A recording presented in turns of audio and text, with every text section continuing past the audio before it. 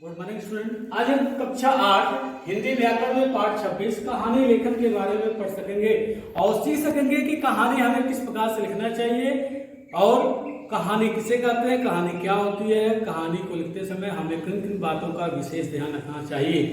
तो सबसे पहले हम सीखते हैं कहानी का अर्थ। कहानी का क्या अर्थ होता है तो जान लें। कहानी का अर्थ होता है कहना, अर्थात जब कोई व्यक्ति समूह में उपस्थित लोगों को किसी रोचक घटना या बातों के विषय में बताता है तो उस घटना को या उन बातों को यदि हम एक जगह संकलित करें तो वह कहानी के रूप में कही जाती है। अतः कहानी का अर्थ है कहना। किसी घटना को इस प्रकार कहना कि जिसमें भाव भी हो, भंगिमाएं भी हो, उत्सुकता भी हो और किसी घटना का वर्णन भी हो।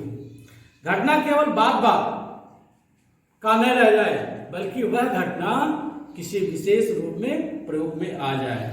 देखिए, कहानी तभी सफल मानी जाती है कि जब पाठक या श्रोता अर्थात कहानी कहने वाला और सुनने वाला यह कहने लगे कि फिर उसके आगे क्या हुआ, तभी आपकी कहानी में रोचकता हो सकती है। और यदि कहानी में रोचकता नहीं है तो उसे हम कहानी कह भी नहीं सकते हैं।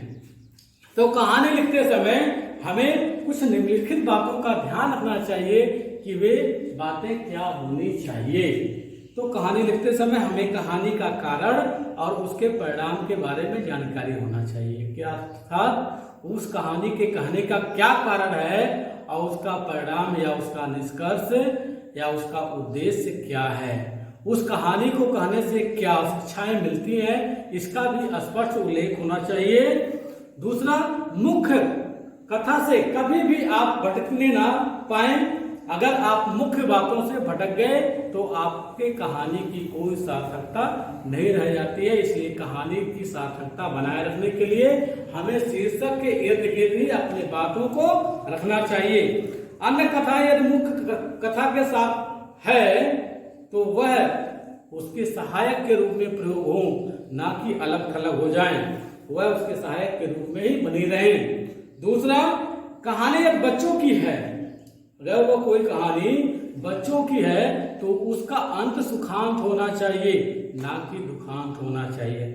और दूसरी बात, कहानी का कोई न कोई उद्देश्य होना चाहिए, जिस उद्देश्य को बनाकर वह कहानी लिखी जा रही हो या कही जा रही हो।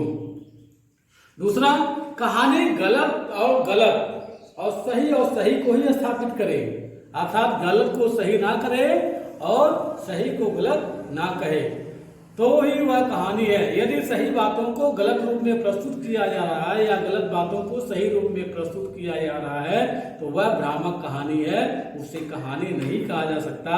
अर्थात उसे समाज भ्रमित रूप में प्रयोग किया जाता है। इसलिए कहानी सही को सही कहे और गलत को गलत कहे। इन बातों को कहानी लिखते समय हमें ध्यान रखना चाहिए। तो कुछ बिंदुएं हैं जिस बिंदुओं के आधार पे आप कहानी लिखेंगे जो आपके लेखन प्रक्रिया के अंतर्गत आपको आगे प्रेषित की जाएगी। क्योंकि कहानी को बोर्ड पर लिखकर आपको नहीं समझाया जा सकता, इसलिए आप इसको अपनी अभ्यास पुस्तिका पे खुद से लिखकर अभ्यास करेंगे, जो आप अपने अगले कार्यों में पूरा करेंगे। उसमें लिखेंगे, शक्ति से समझ बड़ी होती है। इस शीर्षक के आधार पे आप अपनी एक कहानी को लिखेंगे। उसकी बिंदुएं होंगी, दो पात्र हैं, एक पहलवान है और एक बुद्धिमान है। अर्थात दो पात्र हैं जिसमें से एक पात्र पहलवान है, उसके पास बल बहुत अधिक है। दूसरा बलवान तो नहीं है लेकिन वह बुद्धिमान है। इन दोनों के अंतर्द्वंद और दोनों के कार्यों के बारे में आप प्रस्तुत करेंगे। दूसरा, कि रुमाल को 50 मीटर दूर चारदीवारी से बाहर फेंकना है तो किस प्रकार से वह फेंकेगा, उसको फेंकने में कौन समर्थ हो पाएगा, अर्थात पहलवान समर्थ हो पाएगा या बुद्धिमान समर्थ हो पाएगा, इसका तुलनात्मक वर्णन करते हुए आप लिखेंगे। लेकिन उसमें दिखाएंगे और यह बताएंगे कौन कैसे फेंकेगा, पहलवान किस प्रकार से फेंकेगा और बुद्धिमान किस प्रकार से फेंकेगा। अर्थात बलवान वह अपने बल से फेंकेगा लेकिन बुद्धिमान जो है अपनी बुद्धि का, युक्ति का प्रयोग करके उस रुमाल को बाहर दूसरे दीवार की तरफ फेंकेगा, तो उन दोनों को फेंकने में कौन सा व्यक्ति, कौन सा पात्र पहलवान सफल होता है या बुद्धिमान सफल होता है, इसको आप दर्शाएंगे। और उसके बाद आप अपनी इस कहानी के निष्कर्ष के बारे में भी लिखेंगे कि इससे आपको क्या शिक्षा मिलती है। तो तैयार हो जाइए, अगले लेखन कार्यों में आप इस कार्य को संपादित करेंगे। आज के लिए बस इतना ही, लेकिन उम्मीद है कि आप कहानी समझ गए होंगे कि कहानी किस प्रकार से लिखी जाती है। धन्यवाद।